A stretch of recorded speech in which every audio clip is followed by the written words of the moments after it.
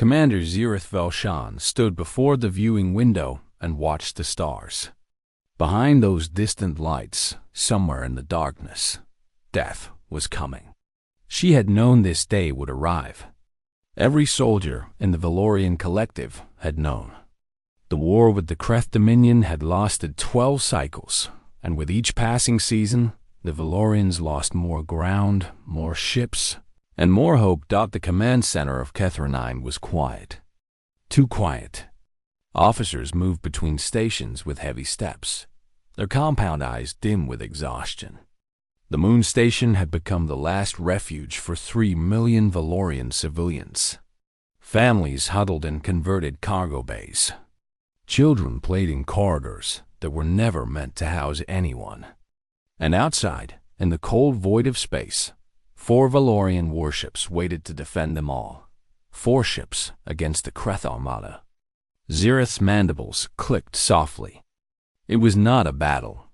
It was a funeral that had not yet happened. "Commander," said High Elder Meles, approaching from behind. The elderly Valorian moved slowly, her wings folded tight against her back. She had not flown in many years. None of them had. "The Council wishes to know your assessment." Zirith turned to face her. "My assessment is the same as yesterday, Elder, and the day before. Our main fleet was destroyed at Velaris Prime. No reinforcements are coming. The Kreth will arrive within 2 standard days." She paused. "We will fight. We will lose. The Kreth will do what they always do to the worlds they conquer." Meles closed her eyes. The Kreth were not conquerors in the traditional sense. They were devourers. They consumed everything: resources, technology, and populations. Those who surrendered were processed for biological material. Those who fought died faster, which some considered a mercy. "The children," Meles whispered. "I know." Zirith's voice carried the weight of command, but beneath it was something fragile, something breaking. "I have thought of nothing else." An alert chimed from the sensor station. Both Valorians turned as a young officer spoke up. "Commander, a vessel has entered the system. Small freighter class. Configuration unknown." He studied his display. "They are requesting docking permission. They claim to be delivering supplies." Zirith frowned. "What species?" "Scanning now." The officer paused. "Human, Commander. The ship is registered as the Dusty Road. Crew of 8.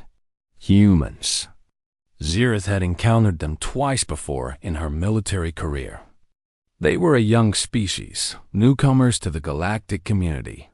Their homeworld was somewhere in an unremarkable system on the outer edges of explored space. They had no great fleets, no powerful allies, and no reputation worth noting. Most species ignored them entirely. "Grant them permission to dock," Zirith said. "Any supplies are welcome, even if they arrive too late to matter." The human freighter arrived within the hour. It was a battered vessel, patched in a dozen places, with burn marks along its hull that spoke of hard travel. Zirith met the crew at the docking bay, more out of duty than genuine interest. There were 8 of them. They walked down the ramp with an easy confidence that seemed out of place on a dying station. Their leader was a tall male with short, dark hair and eyes the color of storm clouds. He wore simple clothing and a jacket that had seen better days. When he smiled, it did not reach his eyes. "Captain Daniel Price," he said, extending his hand in the human custom. "Heard you folks could use some help." Zirith studied him. Humans were strange creatures. Soft skin, no natural armor, no claws or venom. They seemed almost deliberately designed to be fragile. She could not understand how they had survived long enough to reach the stars. "We thank you for the supplies, Captain Price," she said formally. "But I must be honest with you. This station will be under attack very soon. You should deliver your cargo and leave immediately. There is no reason for you to die here." Price exchanged a glance with the woman beside him. She was smaller than him, with dark hair pulled back tight and medical insignia on her sleeve. Lieutenant Amy Torres, the ship's medic, though Xerath did not know that yet. Actually, Price said, we were thinking we might stick around. Help with the defense. Xerath's mandibles clicked in what might have been confusion or amusement. Captain, I appreciate the gesture, truly, but you have 8 crew members and 1 small freighter.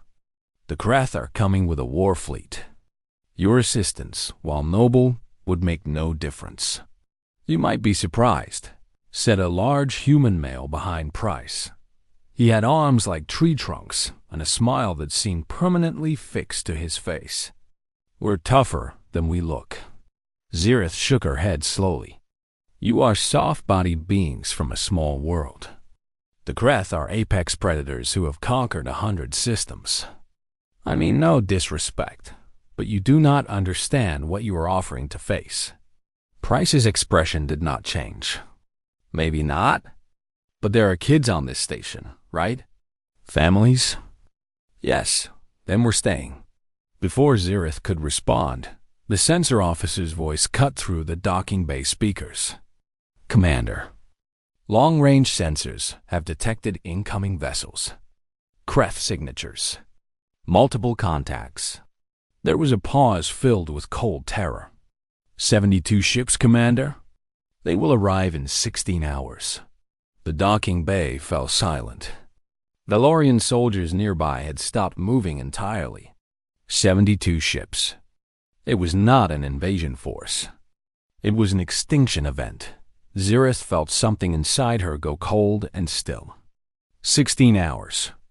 That was all the time they had left. 16 hours until the Krath came and ended everything. 3 million lives. Countless children. All of it would be gone, consumed by creatures that knew nothing of mercy. She looked at the humans. They should have been afraid. Any rational species would be terrified, scrambling back to their ship to flee while they still could. Captain Daniel Price was not afraid. He was watching the nearest Valorian soldiers, studying the fear on their faces, and something hard settled into his expression. 16 hours, he said quietly. We can work with that. Xerath stared at him. You still wish to stay? After hearing that? Price turned to his crew. One by one, they nodded. The big man cracked his knuckles. The medic checked her equipment. A young human male with a boyish face began counting something on his fingers, muttering about explosives and choke points. Commander, Price said, facing her again. I know you think we're just soft little creatures who wandered into the wrong part of space, but I'm asking you to trust me for the next 16 hours. Let us help. Xerath looked into his storm-gray eyes and saw something she did not expect. Not fear, not false bravado.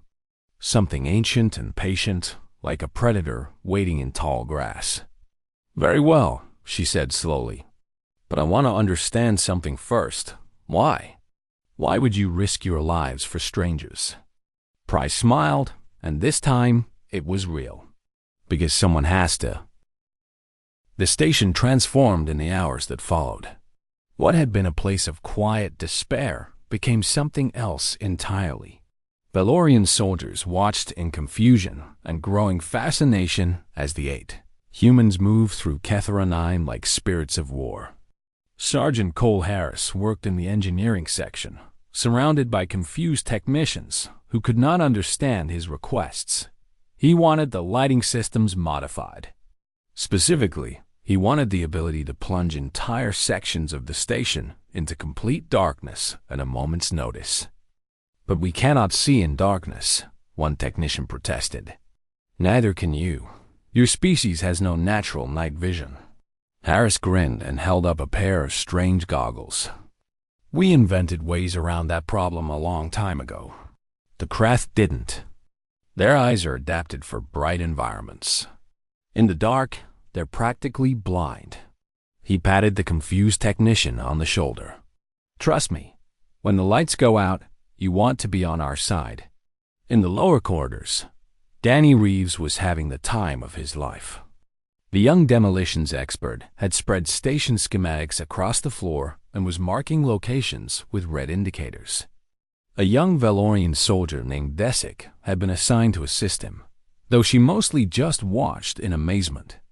"Here, and here," Reeves muttered, circling junction points, shaped charges at these load-bearing points.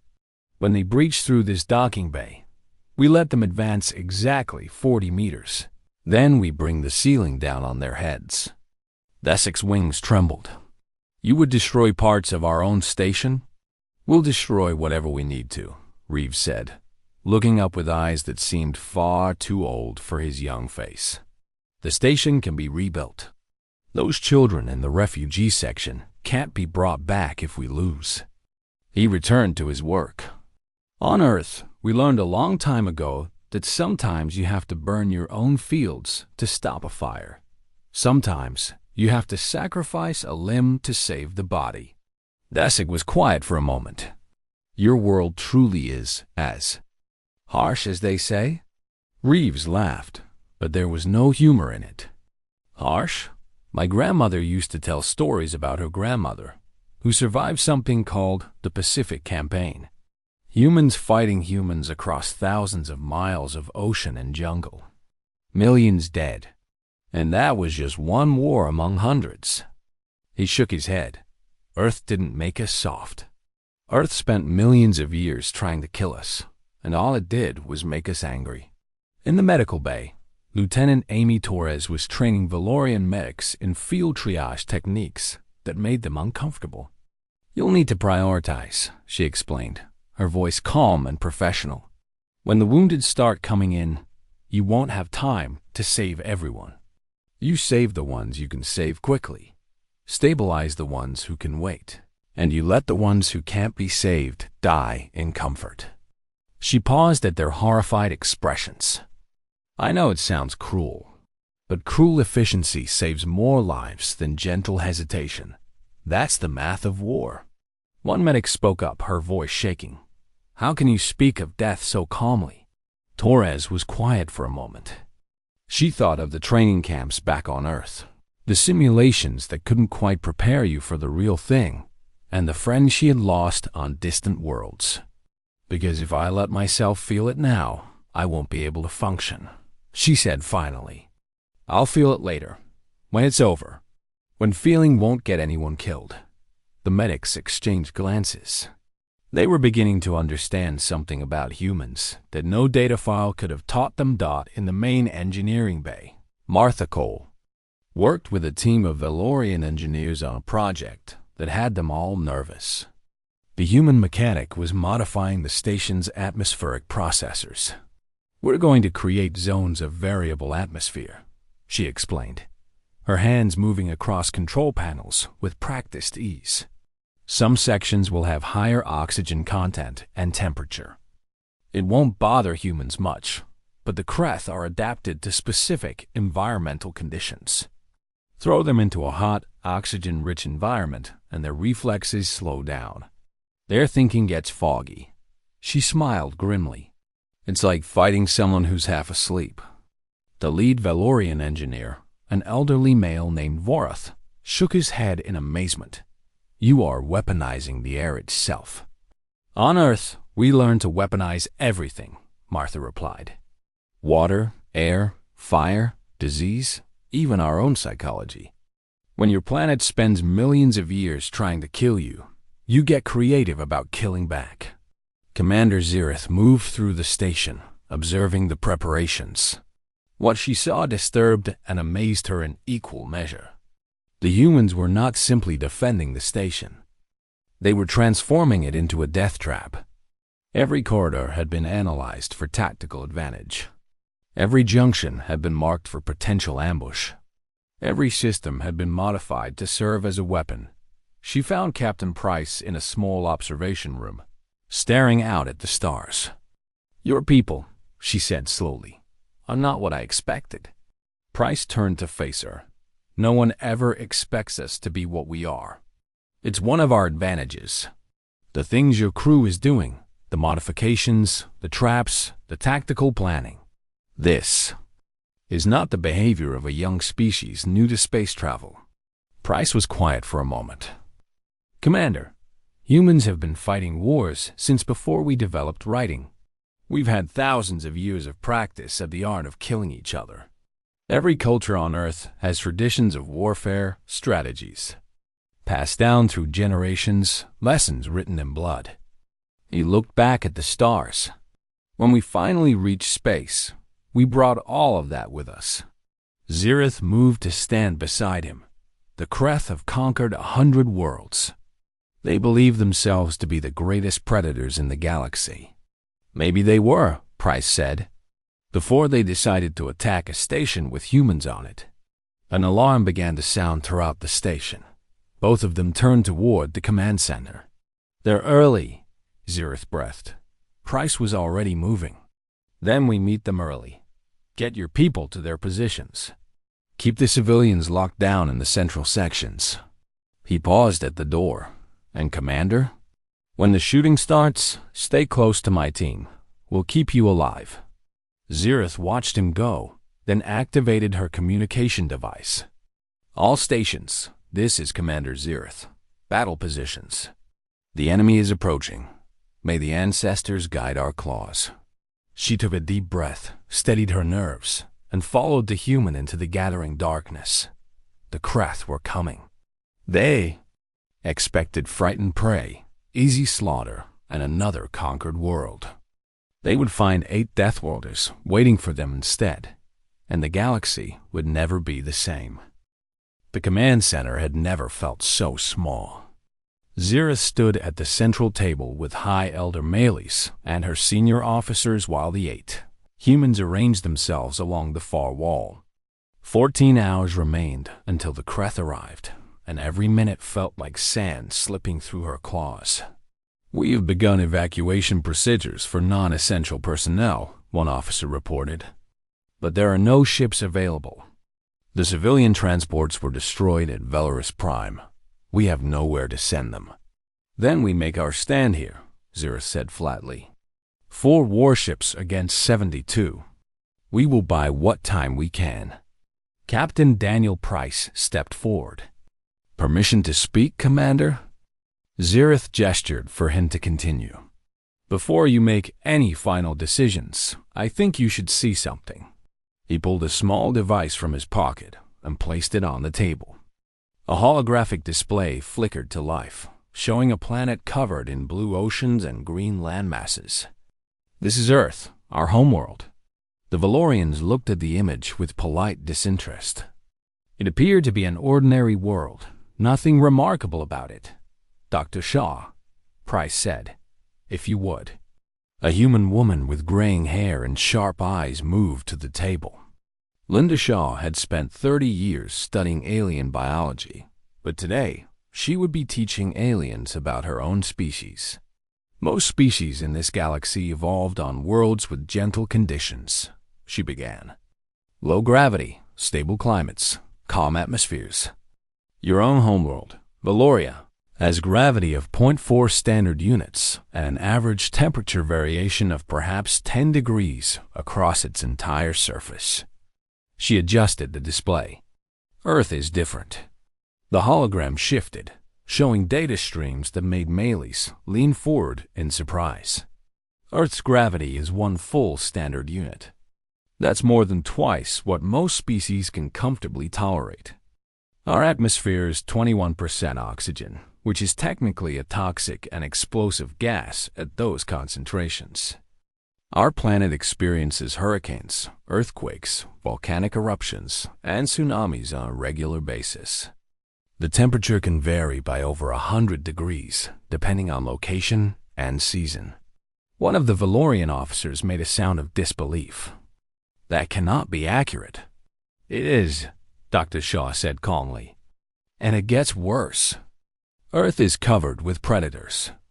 Millions of species have evolved specifically to kill and consume other life forms. Our oceans contain creatures that can swallow boats whole.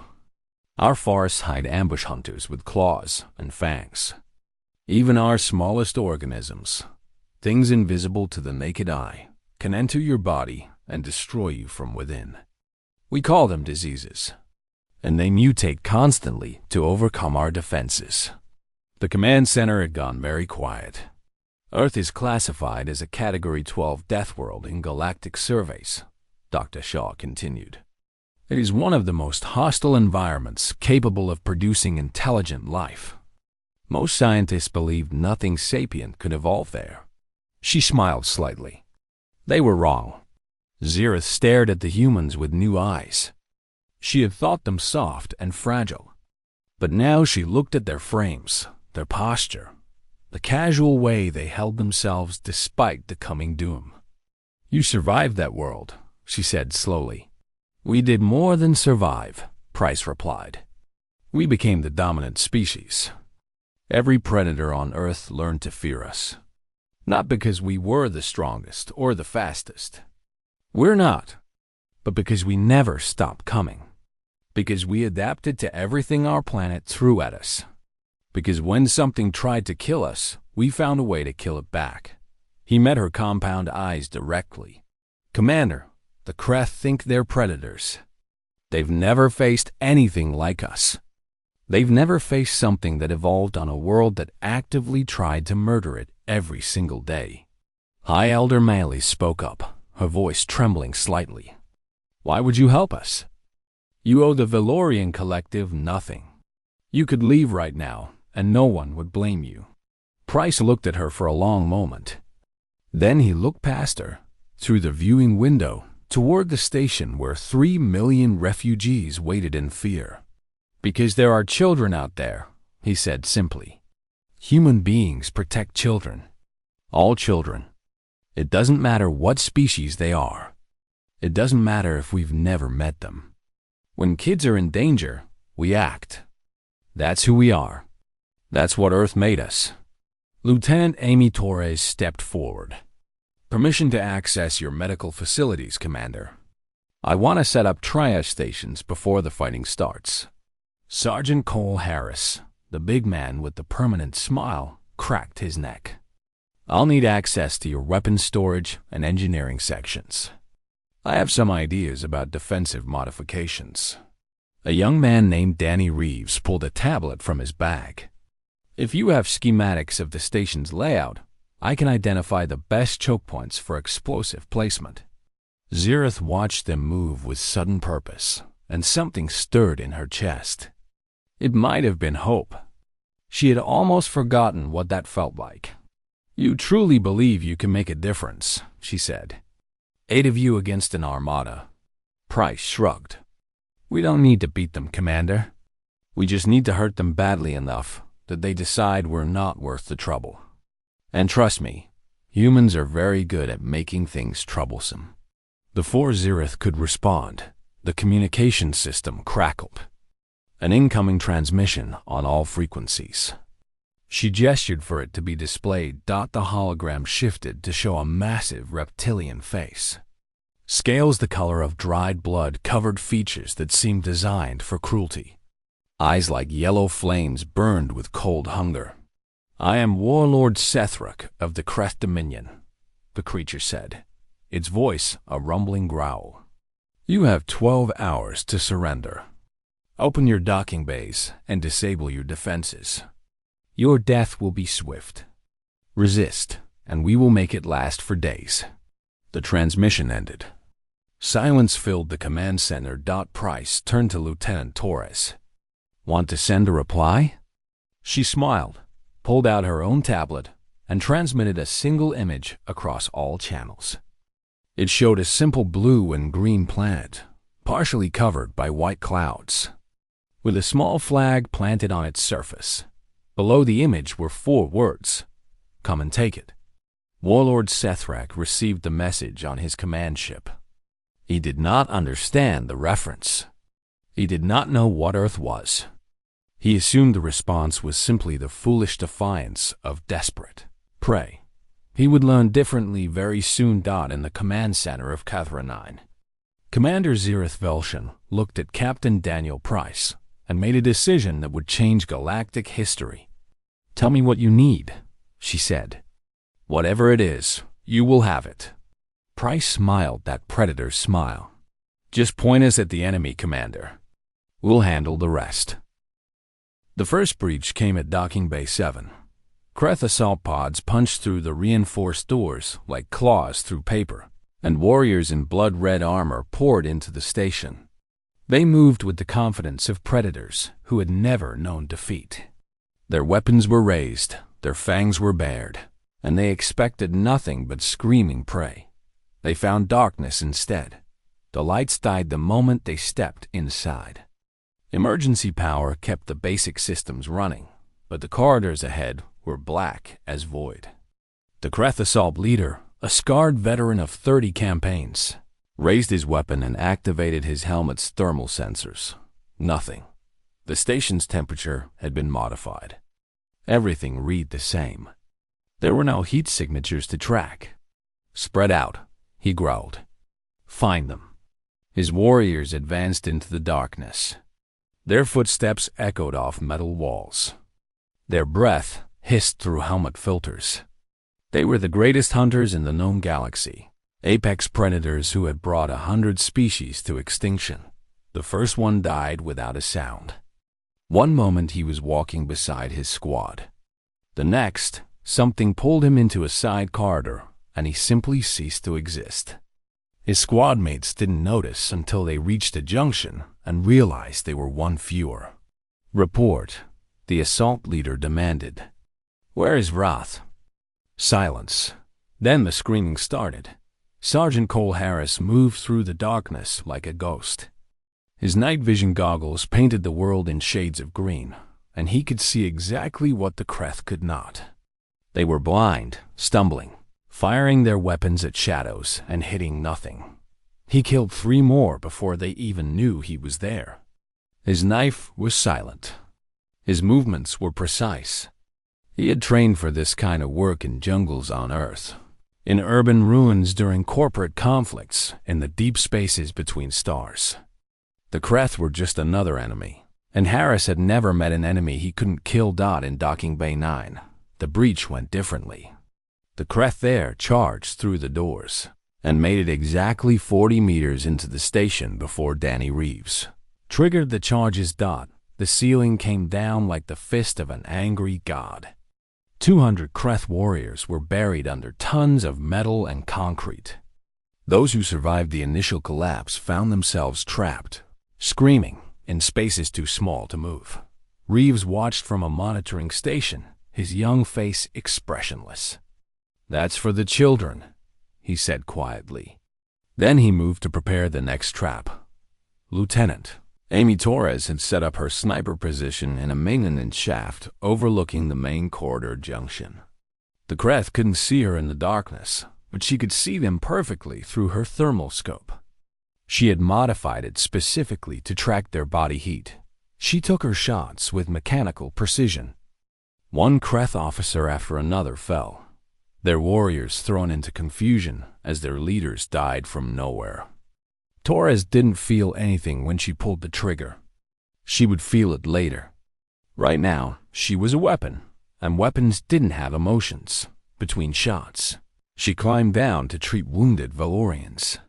She saved 3 lives in 20 minutes, then returned to her position and saved more by ending Kreth 1's. Captain Daniel Price met the enemy face to face in Corridor 17. He had planned it that way. The Kreth needed to see a human up close, needed to understand what they were really fighting. 6 warriors cornered him in a dead-end junction. They were each twice his size, covered in armor and scales, armed with weapons that could cut through steel. They looked at this soft, furless creature and saw easy prey. Price smiled at them. The first Kreth lunged with his blade. Price sidestepped, grabbed the warrior's arm, and used its own momentum to slam it into the wall. The second Kreth swung its weapon in a wide arc. Price ducked under it, drove his combat knife into the gap between armor plates, and twisted. They were stronger than him. They were larger than him. But they were also slower, and they had never fought anything that refused to die. Price took wounds. A slash across his shoulder. a deep cut on his thigh. He ignored them the way humans had learned to ignore pain, pushing it aside to deal with later, forcing his body to continue functioning through sheer willpower. When the last crest fell, Price stood among the bodies, bleeding and breathing hard. He looked down at the creatures who had expected an easy kill and found something very different. "Welcome to Earth," he whispered, on the command deck of his flagship. Warlord Sethrak watched the reports come in with growing disbelief.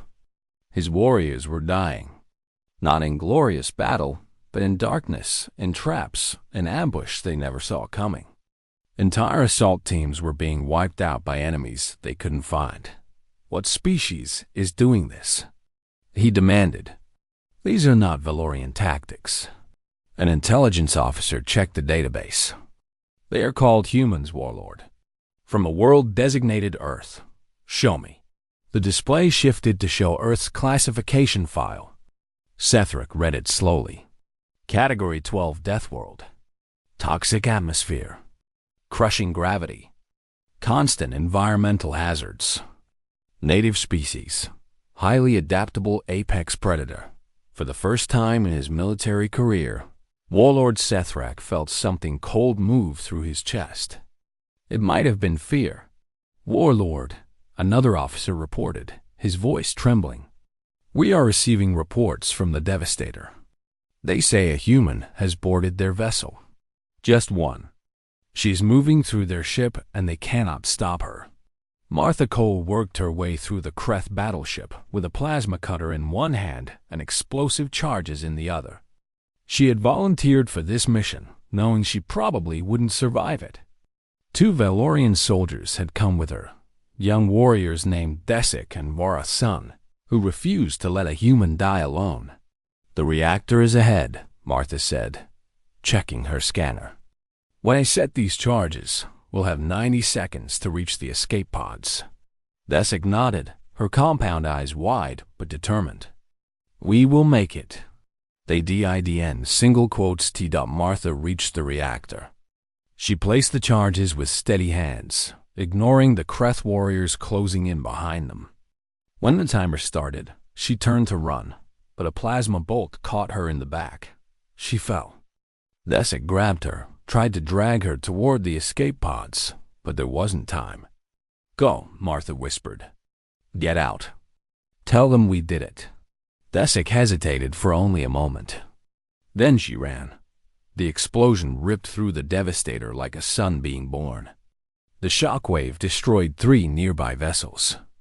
Debris scattered across the void, carrying with it the remains of a human mechanic from Earth who had died to save people she had never met. On his command ship, Warlord Sethrak watched the explosion and made a decision that no Kreth commander had ever made before. All ships withdraw to safe distance. Regroup and reassess. Retreat. For the first time in Dominion history, the Kreth were retreating, and in the burning corridors of Kethera 9, the surviving humans allowed themselves a moment of exhausted triumph. They had done the impossible. Now they just had to survive long enough to celebrate it. 3 weeks had passed since the battle. The stars outside Kethera 9 were quiet now, empty of Kreth warships, and filled instead with the wreckage of defeat. 47 enemy vessels drifted as broken tombs in the void, monuments to the price of underestimating humanity. Commander Zirith stood in the station's central plaza, surrounded by her people. 3 million Valorians had survived. Children played in the corridors again. Families held each other without the shadow of death hanging over them. It was more than she had dared to hope for. Today was a day for honoring the fallen. A memorial had been constructed in the plaza center, a simple pillar of polished metal with names engraved on its surface. Most of the names were Valorian, soldiers who had died defending their people. But at the very top, in letters that caught the light, was a human name: Martha Cole, engineer, Earth. The surviving humans stood at the front of the gathered crowd. There were 7 of them now. Captain Price wore a fresh bandage on his shoulder. still healing from wounds that would have killed most species. Lieutenant Torres stood beside him, her eyes red but her posture straight. Sergeant Harris had bruises covering half his face. Danny Reeves had lost his left arm below the elbow, a clean amputation that Torres had performed in the field when the limb couldn't be saved. None of them had asked to be here. None of them had expected gratitude. They had simply done what needed to be done, the way humans always had. High Elder Melis approached the microphone. Her ancient voice carried across the plaza with surprising strength. "We gathered today to remember those who gave everything so that we might live," she began. Valorian warriors who stood against impossible odds. Families who kept hope alive in the darkest hours.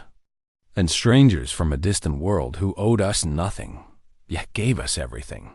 She paused, her compound eyes finding the humans in the crowd. When I first saw the human ship arrive, I thought nothing of it. A small vessel, a handful of soft-looking creatures, delivering supplies to a doomed station. I dismissed them as irrelevant. I was wrong. I have never been more wrong about anything in my long life. A murmur ran through the crowd.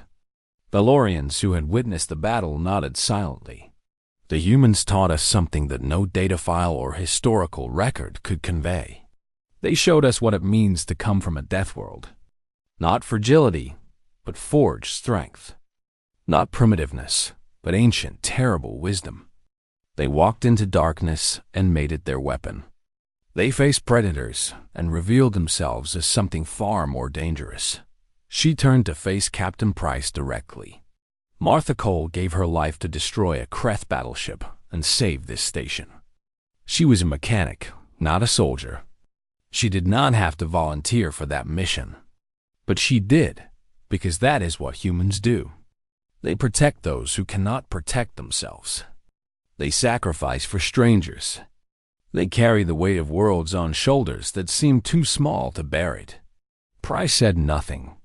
His storm-gray eyes were distant, lost in memories of a woman who had worked on his ship for 5 years, who had complained about the coffee maker every morning, who had died alone in the heart of an enemy vessel so that children she never met could live. On behalf of the Valorian Collective, Melis continued, "I formally request an alliance with Earth and its people. This message will be sent across all galactic channels. Let every species know that humanity has friends among the stars. And let every predator know that those friends are protected by Deathworlders." The crowd erupted in applause. Valorian soldiers saluted. Children waved small flags that someone had made. Rough approximations of Earth's blue and green dot later, when the ceremony was over, Zirith found Price standing alone at the observation deck. He was staring out at the stars, just as he had been when they first really talked. "You're leaving soon," she said. It wasn't a question. "The dusty road is repaired. Other human ships are arriving to help with reconstruction. We're not needed here anymore." He paused. "Besides, there are other stations out there. Other people who need help." Zirith moved to stand beside him. "The Kreth will remember this defeat. Warlord Sethrek has returned to their homeworld in disgrace, but he has surely warned them about your species." Price smiled slightly. "Good. Let them warn everyone. Let them tell stories about the Deathworlders who hunt in the darkness. The more they fear us, the less likely they are to hurt people like your refugees. You want them to fear you. I want them to leave innocent people alone. If fear accomplishes that, I'll take it." Zirith was quiet for a long moment. "What you did here, what your people did, it will not be forgotten. Songs will be written. Stories will be told to children for generations." When all hope was gone, humanity appeared. Price turned to look at her. "We're not heroes, Commander. We're just people who couldn't walk away from children in danger. That's not heroic. That's just human." He extended his hand in the human custom, and after a moment, Zirith took it. Her claws were careful against his skin. "Thank you," she said simply. "Thank Martha," he replied. "She's the one who made the difference." An hour later, the dusty road departed from Kethra 9. It was still battered, still patched in a dozen places, still carrying a crew that had seen too much death and fought too hard for people they barely knew. Valorian children gathered at the observation deck to watch it go. Captain Price had visited them before departure, giving each child a small wooden figure carved during the quiet hours of recovery. Bears and wolves and eagles, predators from Earth that protected their young. One small girl clutched her wooden wolf and waved as the ship grew smaller against the stars. On his throne in the Kreth homeworld, Warlord Sethrak knelt before the Dominion Council and delivered his report. His voice was steady, but those who knew him could hear the tremor beneath the words. "They are called humans," he said. "They come from a Category 12 death world. They are small and soft and seemingly weak. Do not be deceived. They are the most dangerous creatures I have ever encountered. They fight without fear. They sacrifice without hesitation. They turn darkness itself into a weapon." The council elders exchanged glances. "What do you recommend?" One asked. Sethrak was silent for a long moment. When he spoke again, his voice was barely above a whisper. "Do not wake them. Do not provoke them. Do not give them a reason to come hunting for us. Because if they do, we will not survive it." The council chambers fell silent. For the first time in centuries, the Kreth Dominion felt something unfamiliar. They felt small. Back at Kethra 9, Commander Zirith watched the last glimmer of the dusty road fade into the distance. More human ships were appearing on sensors now. Civilian vessels and military escorts, all responding to the call for help. Humanity was coming. Not as conquerors, not as exploiters, but as protectors. She thought of Martha Cole, who had died in fire and silence to save strangers. She thought of Danny Reeves, who had lost an arm without complaint. She thought of Captain Price, who had stood bleeding among fallen enemies and called it just another day. These strange, impossible creatures from a world that tried to kill them every moment of every day. When all hope was gone, she whispered to herself, they came. And now the galaxy will remember. Above her, the stars burned cold and bright, and somewhere among them, the children of Earth traveled onward, looking for the next place they were needed, the next people they could save, because that was what Deathworlders did. That was what humans had always done.